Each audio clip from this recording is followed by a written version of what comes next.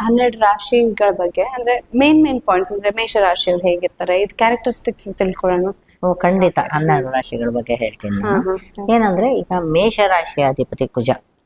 ಈ ಮೇಷ ರಾಶಿಯಲ್ಲಿ ಹುಟ್ಟಿದವರು, ಅದು ಕುಜನಿಗೆ ಮೂಲ ತ್ರಿಕೋಣ. ಕುಜ ತುಂಬಾ ಹೈಯೆಸ್ಟ್ ಪೊಸಿಷನ್ ಅಲ್ಲಿ ಇರುವಂತ ಪ್ಲೇಸ್ ಅದು ಕುಜ ಮೇಷ ರಾಶಿಲಿ. ಸೊ ಆ ಮೇಷ ರಾಶಿಯಲ್ಲಿ ಹುಟ್ಟಿದವ್ರಿಗೆ ಆ ಕುಜ ಅಂತ ತಗೊಂಡಾಗ ಅವನು ಸ್ವಲ್ಪ ಅವನು ದರ್ಪವಾಗಿರ್ತಾನೆ. ಡ್ಯಾಶಿಂಗ್ ನೇಚರ್, ಯಾವುದೇ ಕೆಲಸ ಮಾಡಕ್ಕೆ ಅವನು ಹಿಂದೆ ಮುಂದೆ ನೋಡಲ್ಲ, ಸಡನ್ ಡಿಸಿಷನ್ ತಗೊಂಡ್ಬಿಟ್ಟು ಕೆಲಸ ಮಾಡುವಂತ ಒಂದು ವ್ಯಕ್ತಿತ್ವ ಆಗಿರುತ್ತೆ ಅವನು. ಸೊ ಮೇಷರಾಶಿಯ ಗುಣ ನಾವು ಹೇಳ್ಬೋದು ಅದನ್ನ. ನೆಕ್ಸ್ಟ್ ವೃಷಭ ರಾಶಿ ಅಂತ ತಗೊಂಡಾಗ ಅದು ಶುಕ್ರ ಅಧಿಪತಿ ವೃಷಭ ರಾಶಿಗೆ. ಅವ್ರ ಬಗ್ಗೆ ಎಷ್ಟು ಚೆನ್ನಾಗಿ ಹೇಳ್ಬೋದು ಗೊತ್ತಾ ನೀವು. ಒಂದು ಸಣ್ಣ ಟಿಪ್ಸ್ ಹೇಳ್ತೀನಿ. ಈ ವೃಷಭ ರಾಶಿ ಅಥವಾ ವೃಷಭ ಲಗ್ನದಲ್ಲಿ ಹುಟ್ಟಿರುವಂತ ಗಂಡ್ಮಕ್ಳಾಗ್ಲಿ ಹೆಣ್ಮಕ್ಳಾಗ್ಲಿ ಅವರು ಕನ್ನಡಿ ಮುಂದೆ ನಿಂತ್ಕೊಳ್ಳೋದು ಜಾಸ್ತಿ. ನೀವು ಅಬ್ಸರ್ವ್ ಮಾಡ್ಬೇಕು ಇದನ್ನ. ಇದು ಸಣ್ಣ ಟಿಪ್ಸ್ ನ ಹೇಳ್ತಾ ಇರೋದು. ಅವರು ಒಂಥರ ಸೌಂದರ್ಯಕ್ಕೆ, ಅವರ ಒಂದು ರೂಪಕ್ಕೆ ಜಾಸ್ತಿ ಅವರು ಗಮನ ಕೊಡ್ತಾ ಇರ್ತಾರೆ. ಡ್ರೆಸ್ ಸೆನ್ಸು, ಅವ್ರ ಫೇಸು. ನಾನ್ ತಮಾಷೆ ಮಾಡ್ತಾ ಇರ್ತೇನೆ, ವೃಷಭ ಲಗ್ನದವ್ರು ಬಂದ ಕನ್ನಡಿ ಮುಂದೆ ಜಾಸ್ತಿ ಹೊತ್ತು ನಿಂತ್ಕೊಂತಾರ ಅಂತ. ಆ ತರ ಸ್ವಭಾವ ಇರುತ್ತೆ ಅವರ ಒಂದು ಗುಣ ಅದು. ಇನ್ನ ಮಿಥುನ ರಾಶಿಯಲ್ಲಿ ಹುಟ್ಟಿದವ್ರಿಗೆ ದ್ವಂದ್ವ ಸ್ವಭಾವ, ಇದು ತುಂಬಾ ಇಂಪಾರ್ಟೆಂಟ್. ಬೇಕಾದ್ರೆ ನೀವು ಮಿಥುನ ರಾಶಿಯಲ್ಲಿ ಹುಟ್ಟಿದವ್ರನ್ನ ಗಮನಿಸಿ ನೀವು. ಮಿಥುನ ರಾಶಿಯ ಅಧಿಪತಿ ಬುಧ. ಅಲ್ಲಿ ಒಂದು ಗಂಡು ಹೆಣ್ಣಿನ ಒಂದು ಚಿಹ್ನೆ ಅದು. ಅಲ್ಲಿ ದ್ವಂದ್ವ ಬುದ್ಧಿ ಅವ್ರಿಗೆ. ಯಾವ ರೀತಿ ಅಂದ್ರೆ ಮಿಥುನ ರಾಶಿಯಲ್ಲಿ ಹುಟ್ಟಿದವ್ರಿಗೆ, ಈಗ ನಿಮ್ ಜೊತೆ ಇದ್ದಾಗ ನೀವೇನಾದ್ರೂ ಹೇಳ್ತೀರಾ ಅವ್ರಿಗೆ, ಇದು ಆ ತರ ಅಲ್ಲ ಈ ತರ, ಹೌದೌದು ನೀವ್ ಹೇಳಿದ್ ಕರೆಕ್ಟು ಅಂತಾರೆ.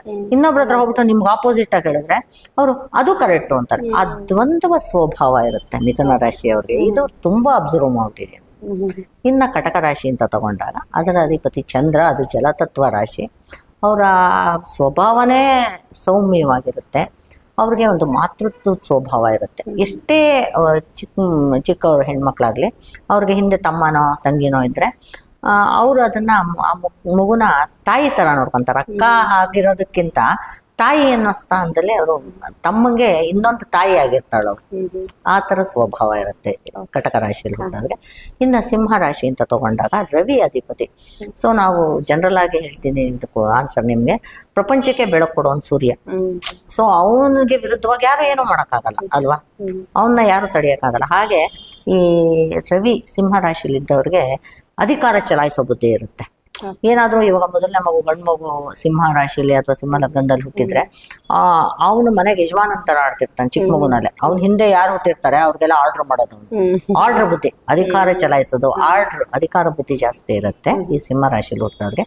ಇನ್ನ ಕನ್ಯಾ ರಾಶಿ ಅಂತ ತಗೊಂಡಾಗ ಅಲ್ಲಿ ಮದುವೆ ಆಗದೆ ಇರೋಂತ ಒಂದು 16 ವರ್ಷದ ಷೋಡಶಿ ಕನ್ಯಾ ರಾಶಿಯ ಅಧಿಪತಿ, ಆಕೆ ಚಿಹ್ನೆ ಅದು. ಸೊ ಅಲ್ಲಿ ಬುಧ ತುಂಬಾ ಉಚ್ಚ ಆಗ್ತಾನೆ.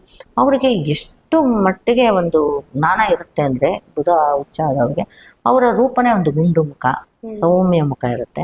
ಆಮೇಲೆ ನಿಮ್ಗೆ ವಿದ್ಯೆ ಉಳ್ಳವನ ಮುಖ ಮುದ್ದು ಬರುವಂತಿಕ್ಕು ಅಂತ ಒಂದು ಸರ್ವಜ್ಞನ ವಚನ ಇದೆಯಲ್ಲ, ಆ ತರ ವಿದ್ಯಾವಂತರ ಒಂದು ವರ್ಚಸ್ಸಿರುತ್ತೆ ಅವ್ರ ಮುಖದಲ್ಲಿ.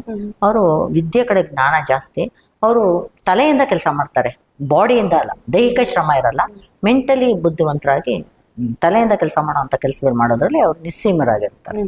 ಇನ್ನು ತುಲಾ ಲಗ್ನ ಅಂತ ತಗೊಂಡಾಗ ಈ ಲಗ್ನದ ಅಧಿಪತಿ ಶುಕ್ರ. ಅವನು ಏನಂದ್ರೆ ತಕ್ಕಡಿ, ನ್ಯಾಯಾಧಿಕಾರಿ, ಕಣ್ಣಿಗೆ ಬಟ್ಟೆ ಕಟ್ಕೊಂಡು ನ್ಯಾಯ ದೇವತೆ, ತಕ್ಕಡಿ ಹಿಡ್ಕೊಂಡಿರುವಂತ ಬುದ್ಧಿ. ಅಲ್ಲಿ ತುಲಾ ರಾಶಿಯ ಗುಣ ಹೇಗಿರುತ್ತೆ ಅಂದ್ರೆ ಅವರು ಎಲ್ಲ ಸ್ವಲ್ಪ ಕಮರ್ಷಿಯಲ್ ಮೈಂಡ್ ಅಲ್ಲೇ ನೋಡ್ತಾರೆ. ಅವರು ತೂಕ ಹಾಕ್ತಾರೆ. ನನಗೆ ಇದು ಇಷ್ಟು ಮಾಡಿದ್ರೆ ಇದರಿಂದ ನನ್ಗೆ ಲಾಭ, ಇದ್ ಮಾಡಿದ್ರೆ ಇದರಿಂದ ನಾನು, ಅದನ್ನ ತೂಕ ಮಾಡಿ ವ್ಯವಹಾರ ಮಾಡುವಂತ ಬುದ್ಧಿ ಅವರಲ್ಲಿ ಇರುತ್ತೆ ತುಲಾ ರಾಶಿ ಅವ್ರದ್ದು. ನಾ ಎಲ್ಲ ಒಂದೊಂದ್ ಸಣ್ಣ ಪಾಯಿಂಟ್ಸ್ ಹೇಳ್ತಾ ಇದ್ದೀನಿ. ಸೊ ನೆಕ್ಸ್ಟ್ ವೃಶ್ಚಿಕ ರಾಶಿ ಅಂತ ತಗೊಂಡಾಗ ಇದಕ್ಕೆ ಕುಜ ಅಧಿಪತಿ. ನೋಡಿ, ಮೇಷ ರಾಶಿ ಅಧಿಪತಿನೂ ಕುಜಾನೆ, ವೃಶ್ಚಿಕ ರಾಶಿ ಅಧಿಪತಿನೂ ಕುಜಾನೆ. ಆದ್ರೆ ಆ ರಾಶಿಲಿ ಹುಟ್ಟಿದವ್ರ ಗುಣ ಬೇರೆ ಇರುತ್ತೆ, ಈ ರಾಶಿಲಿ ಹುಟ್ಟಿದವ್ರ ಗುಣ ಇರುತ್ತೆ. ಯಾಕೆ ಅಂತ ನೀವು ಕೇಳ್ಬೋದು, ಇಬ್ರು ಕುಜನೇ ಅಲ್ವಾ ಅಂತ. ಇಲ್ಲಿ ವೃಶ್ಚಿಕ ರಾಶಿ ಬಂದು ಜಲತತ್ವ ರಾಶಿ ಅಂತ ತಗೊಂತಾರೆ. ಕುಜಂಗ್ ಅಷ್ಟೊಂದು ಮೇಷರಾಶಿ ಅಗ್ನಿತತ್ವ ರಾಶಿ. ಅಲ್ಲಿ ಅವನಿಗೆ ಸಡನ್ ಡಿಸಿಷನ್, ಆಕ್ರಮಣಕಾರಿ ಬುದ್ಧಿ, ಸಡನ್ ಡಿಸಿಷನ್, ಯಾವುದನ್ನು ಯೋಚನೆ ಮಾಡದೇ ಇರುವಂತ ಬುದ್ಧಿ. ವೃಶ್ಚಿಕ ರಾಶಿಲಿ ಸ್ವಲ್ಪ ಯೋಚನೆ ಮಾಡಿ ಕೆಲಸ ಮಾಡ್ತಾನೆ. ಯಾಕಂದ್ರೆ ಅಲ್ಲಿ ಜಲತತ್ವ ರಾಶಿಲಿ ಅಗ್ನಿತತ್ವ ರಾಶಿಯಾದಂತ ಕುಜ ನೆಲೆಸಿರೋದ್ರಿಂದ ಅವನು ಏಕ್ದಮ್ ಯಾವ ಕೆಲಸನೂ ಮಾಡಲ್ಲ. ಆಮೇಲೆ ಅವನು ಮಾತಿನ ವರ್ಷ ಯಾವ ತರ ಇರುತ್ತೆ ಅಂದ್ರೆ, ಈ ವೃಶ್ಚಿಕ ರಾಶಿಯವ್ರನ್ನ ನೀವು ಗಮನಿಸಿ, ತುಂಬಾ ಸೂಕ್ಷ್ಮವಾಗಿ ಚೇಳು ಅದರ ಇದು ಚಿಹ್ನೆ ಕುಟ್ಕೋ ತರ ಮಾತಾಡೋದು. ಅವ್ರು ಒಂದು ಮಾತಾಡಿದ್ರೆ ಅದ್ರಲ್ಲಿ 10 ಅರ್ಥ ಇರುತ್ತೆ. ಅವರು ಒಂಥರ ತುಂಬಾ ಜೋರಾಗಿ ಮಾತಾಡಲ್ಲ, ಒಂದೇ ಮಾತಾಡಿದಾಗ ಅದ್ರಲ್ಲಿ 10 ಅರ್ಥ ಇರುವಂತ ಕುಟ್ಕೋ ತರ ಒಂದು ಮಾತಾಡ್ಬಿಡ್ತಾರೆ ಅವರು. ಆ ತರ ಧನಸ್ಸು ರಾಶಿಯ ಅಧಿಪತಿ ಗುರು, ಅಲ್ಲಿ ಅವನದು ಮೂಲ ತ್ರಿಕೋಣ ರಾಶಿ. ಸೊ ಅಲ್ಲಿ ಅವನಿಗೆ ಒಂದು ಪ್ರಬಲವಾದ ಸ್ಥಾನ ಅಂತ ಹೇಳ್ಬೇಕು ಗುರುಗೆ ಅದು. ಆಮೇಲೆ ಬಚಕ್ರದ 9ನೇ ಸ್ಥಾನ ಧರ್ಮಸ್ಥಾನ, ಅದು ನಾನು ನಿಮ್ಗಾಗ್ಲೇ 9ನೇ ಸ್ಥಾನ ಧರ್ಮಸ್ಥಾನ ಅಂತ ಹೇಳಿದೆ. ಅಲ್ಲಿ ಅವನಿಗೆ ಪವರ್, ಧರ್ಮ ಕಾರಕನೇ ಗುರು. ಅವನ ಮನೇಲಿ ಅವನು ತುಂಬಾ ಧರ್ಮವಾಗಿರ್ತಾನೆ. ಆದ್ರೆ ಅವನದು ಒಂದು ಸ್ವಭಾವ ಏನಂದ್ರೆ ಅವನ ಮಾರ್ಗದರ್ಶನದಲ್ಲಿ ಬೇರೆಯವ್ರು ಇರ್ಬೇಕೆ ಹೊರತು ಇನ್ನೊಬ್ರು ಮಾರ್ಗದರ್ಶನ ಅವನ ಒಪ್ಪಕ್ ರೆಡಿ ಇರಲ್ಲ. ಅದು ಒಂದು ಅವನ ಈಗೋ ಅಂತ ಹೇಳ್ಬೋದು. ನೆಕ್ಸ್ಟ್ ನಿಮ್ಗೆ ಮಕರ ರಾಶಿ ಅಂತ ತಗೊಂತೀವಿ. ಮಕರ ರಾಶಿ ಮತ್ತೆ ಕುಂಭ ರಾಶಿ ಎರಡರ ಅಧಿಪತಿನೂ ಶನಿ. ಸೊ ಮಕರ ರಾಶಿಯಲ್ಲಿ ಶನಿಗೆ ಅಷ್ಟು ಪ್ರಬುದ್ಧತೆ ಇಲ್ಲ. ಅಲ್ಲಿ ಅವನಿಗೆ ಬಚಕ್ರದ 10ನೇ ಮನೆ ಆಗುತ್ತೆ, ಕರ್ಮಸ್ಥಾನ ಅಂತ ತಗೋತೀವಿ ನಾವು. ಆದ್ರೂ ಮಕರ ರಾಶಿಗಿಂತ ಕುಂಭ ರಾಶಿಯಲ್ಲಿ ಶನಿಗೆ ತುಂಬಾ ಪ್ರಬುದ್ಧತೆ ಇದೆ. ಯಾಕಂದ್ರೆ ಅವನ ಮೂಲ ತ್ರಿಕೋಣ ರಾಶಿ ಕುಂಭ ರಾಶಿಯಲ್ಲಿ ಶನಿ ಅಲ್ಲಿದ್ದಾಗ ಕರ್ಮಸ್ಥಾನ, ಶನಿ 10ನೇ ಮನೆಯಲ್ಲಿರೋದಕ್ಕಿಂತ 11ನೇ ಮನೆಯಲ್ಲಿ ಹೆಚ್ಚಿನ ಕರ್ಮ ಫಲಗಳನ್ನ, ಅಂದ್ರೆ ಒಳ್ಳೆ ಉದ್ಯೋಗ, ಕರ್ಮಕಾರಕ ಶನಿ ಅಂತ ತಗೊಂಡಾಗ ಒಳ್ಳೆ ಉದ್ಯೋಗ ಎಲ್ಲ ಇರುತ್ತೆ. ಮಕರ ರಾಶಿಯಲ್ಲಿ ಶನಿಗಿರೋ ಪ್ರಬುದ್ಧತೆಗಿಂತ ಕುಂಭ ರಾಶಿಯಲ್ಲಿ ಶನಿಯ ಪ್ರಬುದ್ಧತೆ ತುಂಬಾ ಚೆನ್ನಾಗಿರುತ್ತೆ ಅಂತ ಹೇಳ್ಬೋದು. ಮಕರ ರಾಶಿಯಲ್ಲಿ ಇರೋರ್ಗು ಕೆಲಸ ಸಿಗುತ್ತೆ, ಚೆನ್ನಾಗಿರ್ತಾರೆ. ಅದಕ್ಕಿಂತ ಒಂದು ಹೆಚ್ಚಿನ ಉನ್ನತ ಪದವಿ ಎಲ್ಲ ತಗೋಬೇಕಂದ್ರೆ ಅವರು ಇದರಲ್ಲಿದ್ದಾಗ ಕುಂಭ ರಾಶಿಯಲ್ಲಿದ್ದಾಗ ಒಂದು ಪ್ರಬುದ್ಧತೆಯಲ್ಲಿ ಇರ್ತಾರೆ ಶನಿ ಅಂತ ಹೇಳ್ಬೋದು ನಾವು. ಇನ್ನು ಮೀನ ರಾಶಿ ಮೋಕ್ಷ ರಾಶಿ, ಅದು 12ನೇ ಮನೆ, ಬಚಕ್ರದ 12ನೇ ಮನೆನ ಮೋಕ್ಷ ರಾಶಿ ಅಂತ ಕರಿತೀವಿ. ಅಲ್ಲಿ ಗುರು ಇದ್ದಾಗ ಸೊ ಅದು ತುಂಬಾ ಒಳ್ಳೆ ಜಾಗ ಅಂತ ಹೇಳ್ಬೋದು.